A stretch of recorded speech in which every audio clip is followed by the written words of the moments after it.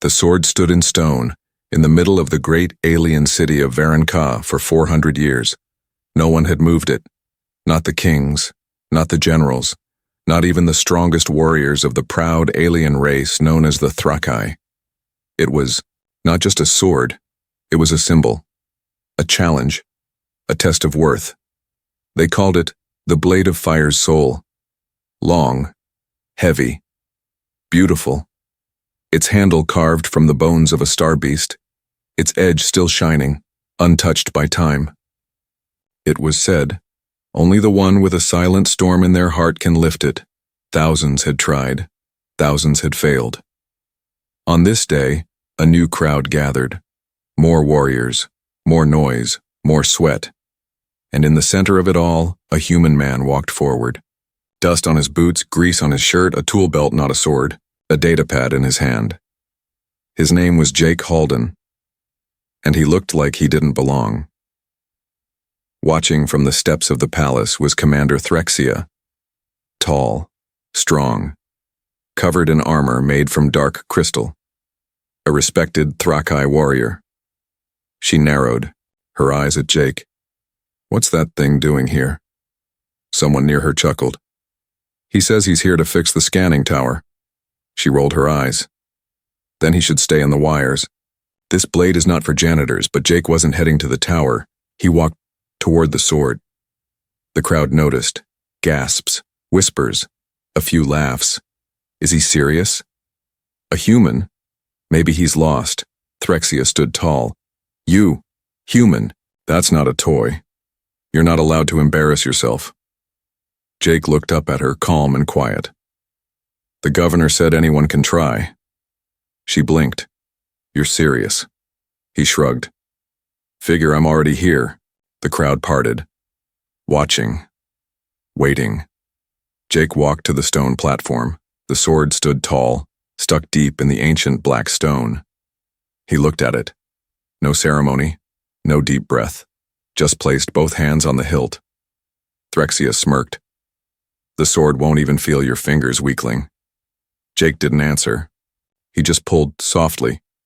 The ground trembled. A small crack appeared in the stone. The sword shook. Light ran up its handle, glowing red, orange, then gold. The crowd went silent. Then, with no roar, no scream, Jake pulled the sword free like a simple tool from a toolbox. The stone around it crumbled like dust. Threxia's jaw dropped. Every alien in the courtyard froze. A child dropped her fruit. An elder fainted. A warrior let out a sound like a squeak. Jake stared at the sword. It was heavier than it looked, but not too heavy. It glowed softly in his hand. "That's weird," he muttered. Threxia marched forward. "What did you do?" Jake looked confused. I just pulled it." She glared. "You tricked it. You used tech. Cheating." Jake held up his hands. "I just touched it." Suddenly, the sword began to glow brighter. Then, it projected a voice into the air, deep and ancient. "The one has been found. Fire's soul recognizes the heart of silence." The crowd gasped. Threxia's face turned red. Jake blinked. "Wait, what?" Priests and elders rushed forward. They examined the sword, the stone, Jake's hands. They whispered to each other, shocked, afraid, curious. Jake stepped back. Just silence, human," said one elder. "You must come with us." "Why?" "Because you now carry the flame. And flame changes everything." As Jake was led away, Threxia stared at the broken stone, at the glowing sword, at the man with soft steps and tired eyes, and for the first time in her life, she felt doubt. They took Jake Halden into the Hall of Flame, a place no outsider had ever walked. Tall walls of living stone flickered with ancient fire. Flames danced in silence. No heat, no crackle, just light. Alien priests surrounded him. Some watched with fear, some with awe, but most with suspicion, and above them all on the balcony, stood Commander Threxia, arms crossed, eyes burning. The sword still rested in Jake's hands, glowing, humming, calm. Jake held it awkwardly, like a man holding a baby for the first time. "Do I put it somewhere?" he asked. The high priest floated forward, his robe alive with fire silk. "You do not command it, human. It follows." They led Jake to the circle of truth, a glowing ring on the floor. The sword pulled his body gently forward, like it knew the path. As he stepped in, a soft bell sound rang through the hall. "The blade of fire's soul has chosen," the priest announced. "Now we ask, why?" The sword glowed brighter, and a voice filled the air, not from the blade, not from a speaker, from memory. "He carries pain, the kind that does not shout, the kind that lives in silence. This is why I came," the crowd murmured. Threxia scoffed from above. "You mean to tell me this weak, quiet outsider is chosen? Because he's sad?"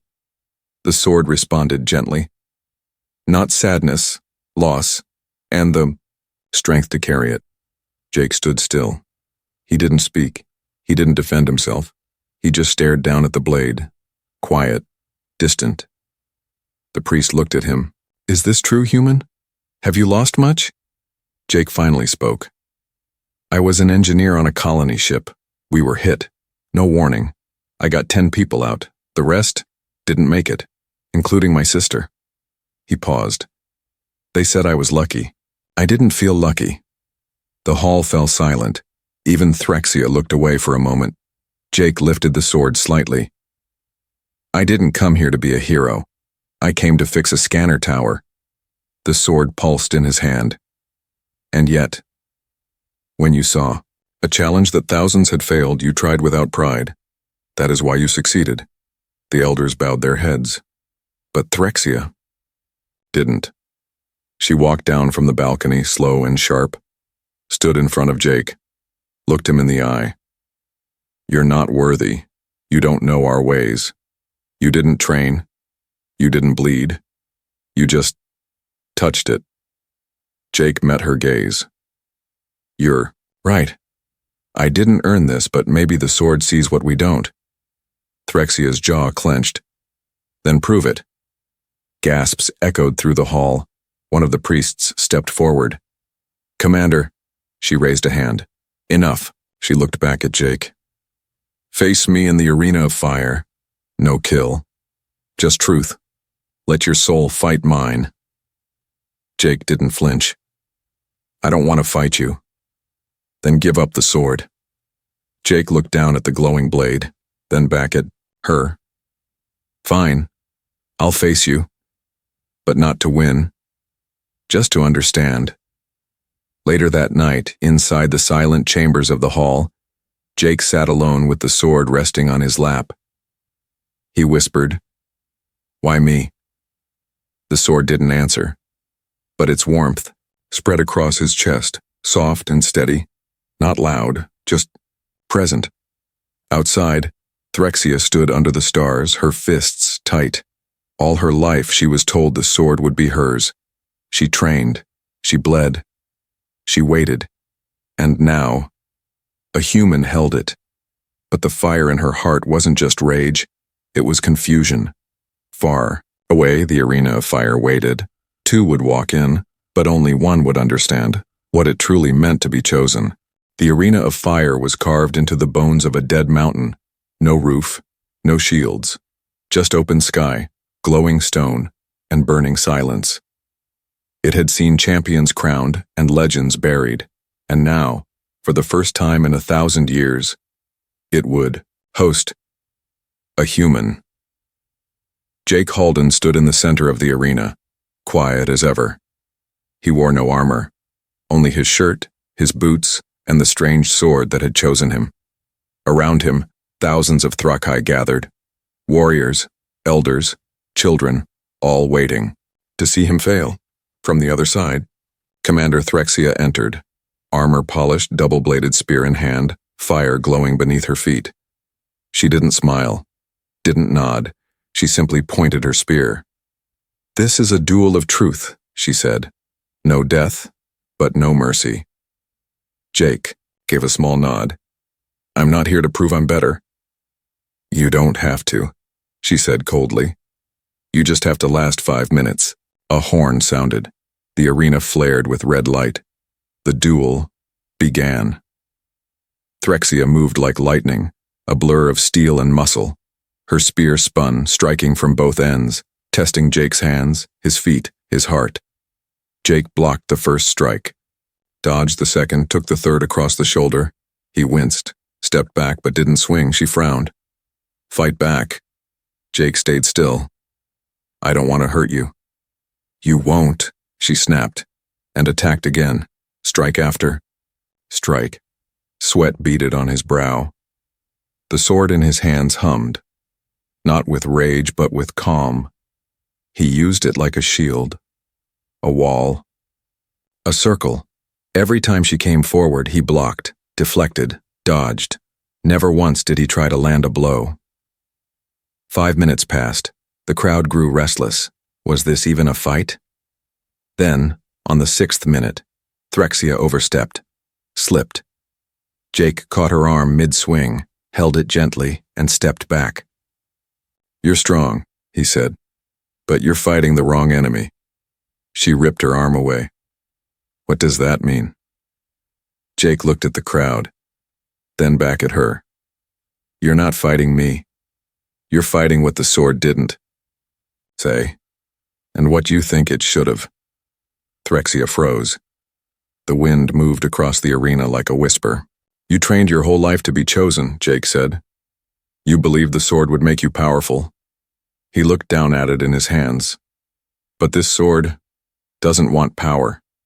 It wants someone who knows how it feels to lose. Threxia's spear lowered. Her voice cracked. Just a little. I lost my sister too. Jake met her eyes, soft, honest. Then maybe you understand why I hold it like it could break. The crowd was silent. Even the fire around the arena had dimmed, as if listening. Threxia stepped forward. Slowly, she looked at Jake, then looked at the sword. All this time I thought the sword would lift me. She paused. But maybe. The sword lifts those who already know how to carry pain. Jake offered her the hilt. She looked surprised. What are you doing? Letting you hold it. But I'm not. Maybe you are, Jake said softly. Maybe now.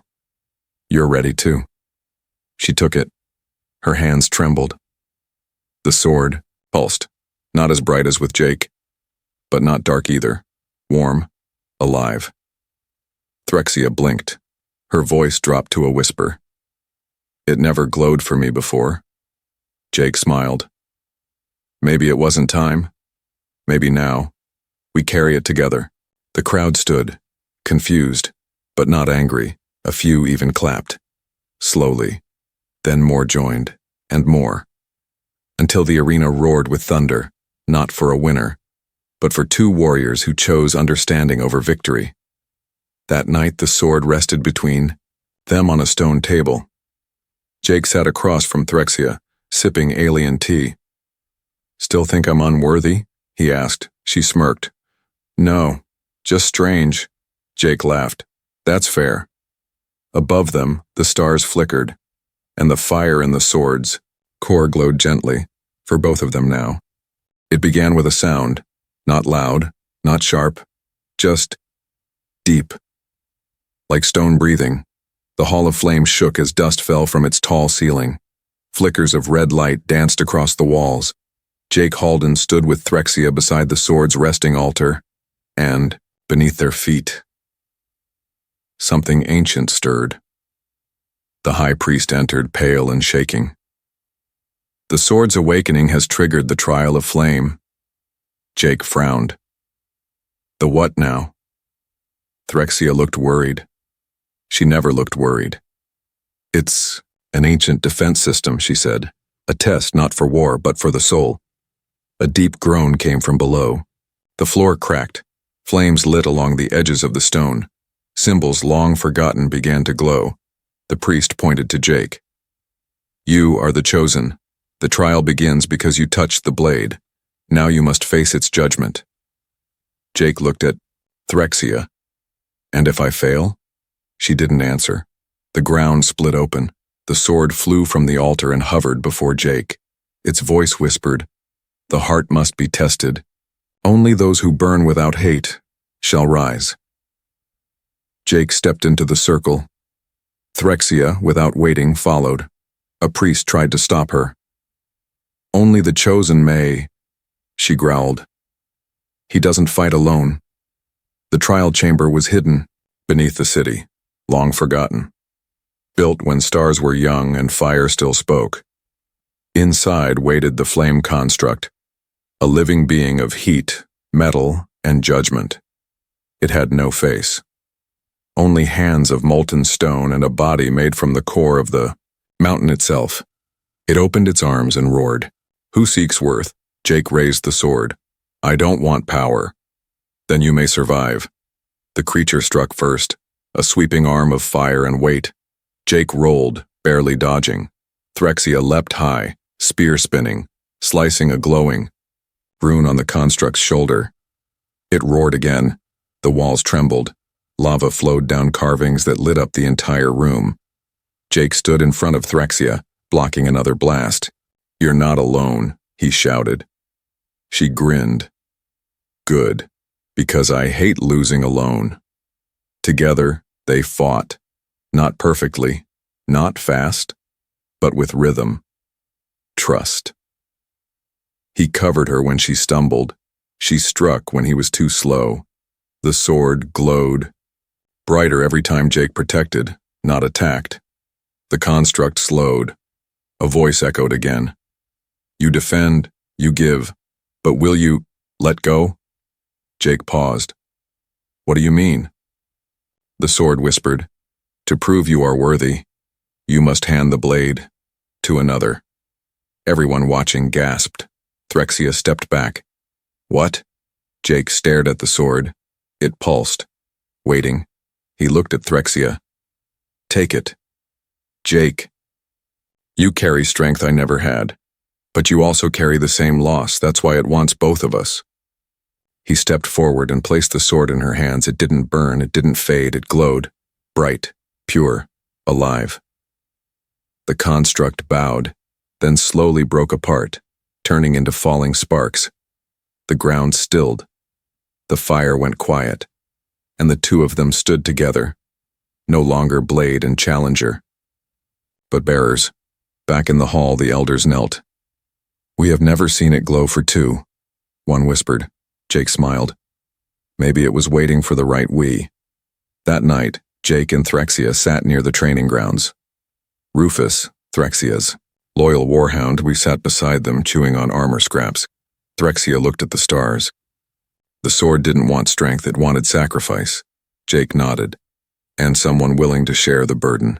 She looked at him, not with pride, not with challenge, but with respect. "We fight well together, human." Jake chuckled. "We make a good mess, yeah." But far beneath the city, in a sealed chamber deep in the stone, a different fire began to stir. Not pure, not warm, but hungry. And it had just seen who now held the sword. The sword had a voice, but it never shouted. It whispered, only when the world was quiet, and only when Jake Halden was alone. Late one night, Jake sat on the edge of the old training deck. The wind was soft. The city slept. The sword rested. Beside him, glowing faintly, he stared at it. So much had changed. So fast. He hadn't come to this planet to lift a sword. He came to fix a tower. And now? The tower still blinked red. But the sword glowed like it knew him. He reached out and touched the blade. It was warm. Then the voice returned. Soft.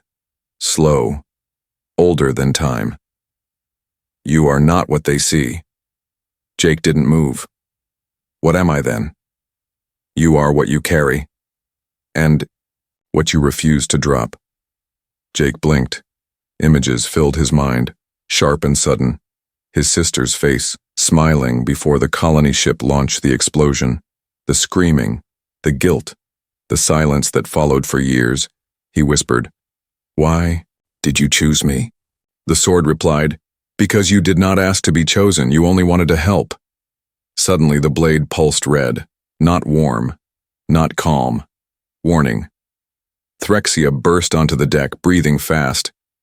"Jake, come, now!" He stood instantly. "What is it?"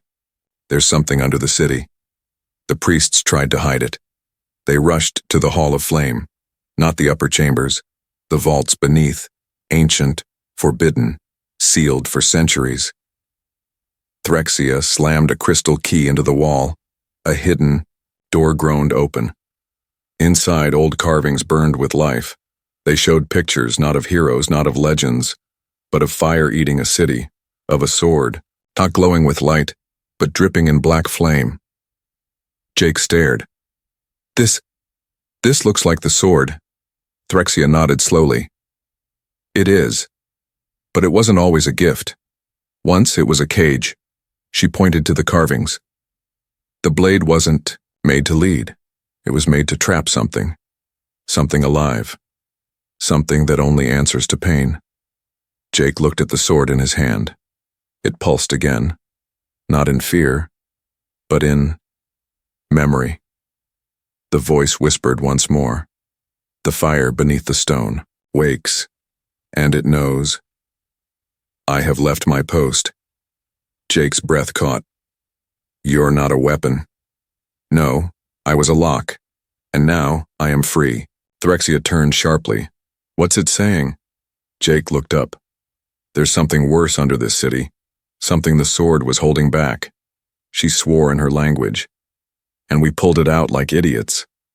Just then, the walls shook, but not like before. This time, it was deeper. Rufus growled in the shadows. His fur stood up. Even the torches flickered, in reverse. The flames were being pulled down. Threxia stepped forward, fists clenched. "Then we fix it. We seal it again." Jake held the sword. "It won't work. It already tasted freedom." A deep rumble came from the pit below, a voice not made of sound, but made of heat and hate, rose through the cracks. "You took my key, little ones.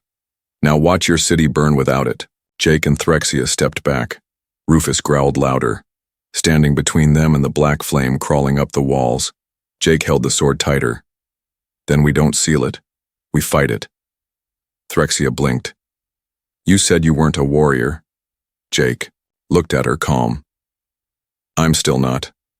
But I'm tired of letting good things die." The sword lit up, not in blue, not in gold, but in silver fire, alive with every soul it had ever protected.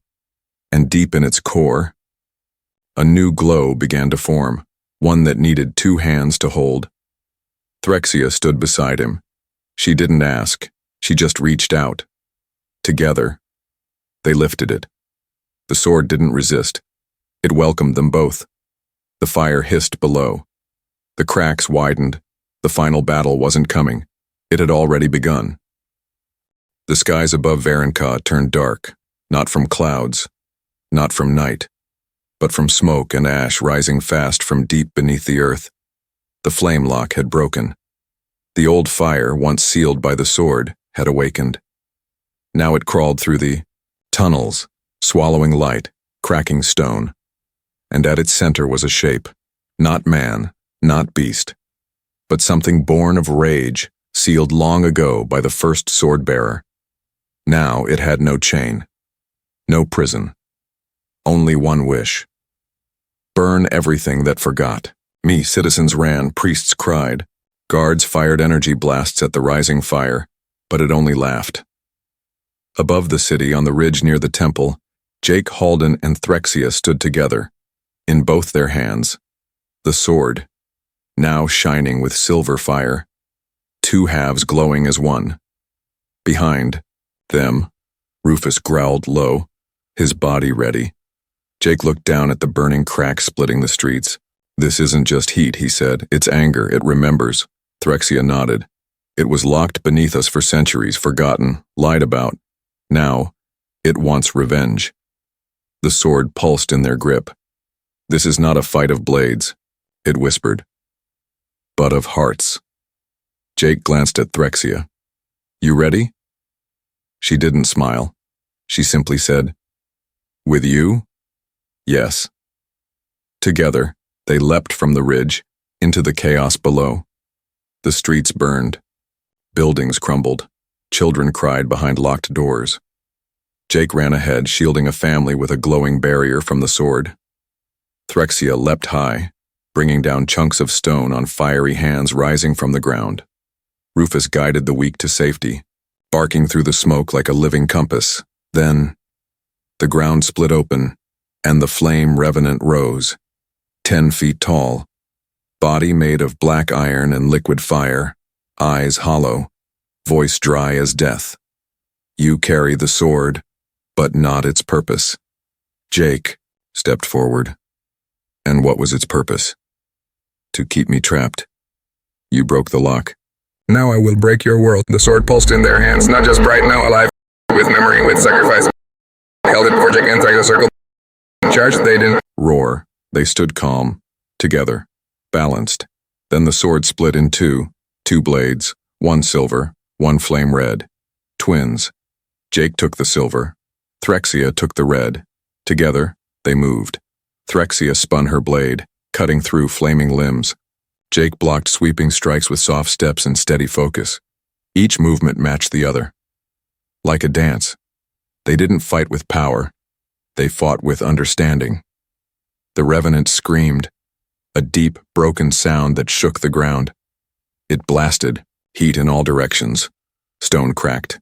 Flames rose high. Jake fell back. Threxia caught him, shielding him with her blade. "You okay?" He nodded. "It's not dying. It's hurting." The sword pulsed again. "It is made of forgotten pain. You cannot kill it. You must forgive it." Jake stood slowly. He lowered his blade. "Wait," he said to Threxia. "Let me try something." She hesitated, then stepped back. Jake walked toward the Revenant. Flames danced around him but didn't touch. He looked up. "I'm sorry," the creature growled. "What?" "I'm sorry you were buried, forgotten, lied about. I don't want to kill you. I want to remember you." The Revenant paused. The fire flickered. Its body cracked. Inside its chest, a dim blue light appeared. A memory. The sword flew from Jake's hand into the Revenant's chest. Not piercing. Returning. The fire turned gold. The body turned soft. The Revenant breathed once. And then, it vanished. Not in ash, but in light. The city went quiet. Smoke faded, and above the temple, a new sun rose. Later, in the city square, the people gathered. They did not chant Jake's name, or Threxia's. They simply watched, as the sword floated above them, and split again. 2 blades, resting gently, one in Jake's hand, one in Threxia's. She looked at him. "You didn't fight to win." He nodded. "I fought to listen." A week passed. The fires were gone. The ground was still. The sky above Varenka was clear for the first time in years, and the sword, once buried, once cursed, once feared, rested peacefully in 2 pieces. One in Jake Halden's room. One in Threxia's hands, not trophies, not weapons, just symbols of a choice. Jake packed his things quietly, slowly, just like he had arrived. His shirt still had burn marks. His boots were still dusty, but something in his eyes had changed. He was still quiet, still kind. But now, he carried peace. Rufus watched from the doorway, tail low, sensing the goodbye. Jake knelt, rubbed behind his ears. "Time to go home, buddy." The dog whimpered once, then followed him as always. At the main gate, Threxia waited. Not in armor, not with a spear, but in a simple robe, fire symbols stitched along the sleeves. She looked at Jake as he approached. "Leaving without saying goodbye?" He smirked. "Didn't think you liked long speeches." She crossed her arms. I don't. But I like silence with meaning. He stopped in front of her. They stood there for a long moment, no one around. Just two warriors who never meant to become anything at all. Jake looked at her sword half. It's yours now. She looked at his. No, it's ours. She reached into her robe and pulled out a silver pendant. A smooth circle carved with two blades crossing, she handed it to him. This is my family crest, my honor, you've earned it. Not by lifting a sword, but by knowing when not to swing it. Jake hesitated. I'm not Thrakai. No, she said, eyes soft. You're something rarer. You're someone who listened. He took the pendant and placed it around his neck. Rufus barked once, tail wagging. Threxia knelt and rubbed his head. You too, beast. You're a better fighter than half my guards. Rufus gave her a wet kiss across the cheek. She didn't flinch. She just laughed. Jake turned to go, but before he did, Threxia said, Jake. He looked back. If you ever hear the sword call again, don't come alone. He smiled. Wouldn't dare. The shuttle rose from the pad slowly. Threxia watched from the cliff, one hand holding her sword, one hand on her heart. The people of Varen bowed not because they were told, but because they remembered. They remembered a man who didn't shout, who didn't fight to win, who didn't want glory. He simply came, helped and left, and that they would never forget. Weeks later, in a small outpost on a quiet moon, a child asked her teacher, Can anyone lift the blade of fire's soul? The teacher smiled. Only those who carry quiet storms and walk with open hands. Far across the stars, Jake sat on a porch, a simple home, a peaceful view. The sword half leaned against the wall, still, silent, until the day it glowed again. And Jake? He would be ready, not to fight, but to understand.